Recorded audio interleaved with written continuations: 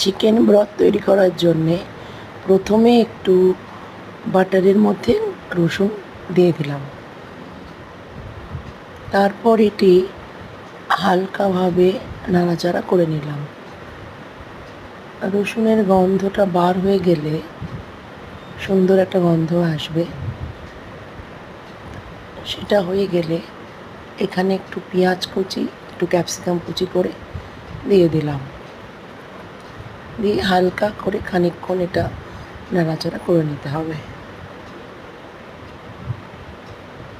তারপর একটু নুন দিয়ে দিচ্ছি, স্বাদ মতো নুন। তারপর একটু গোলমরিচ গুঁড়ো দিয়ে দিলাম। তারপরে এর সাথে সেদ্ধ করে রাখা চিকেন এবং স্টকটা শুদ্ধ ঢেলে দিলাম।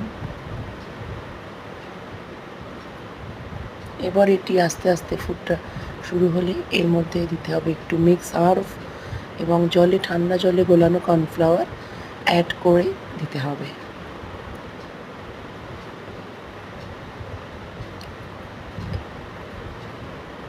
এরপর ভালো করে মিনিট খানেক ফুটিয়ে নিয়ে আবার একটু বাটার অ্যাড করলাম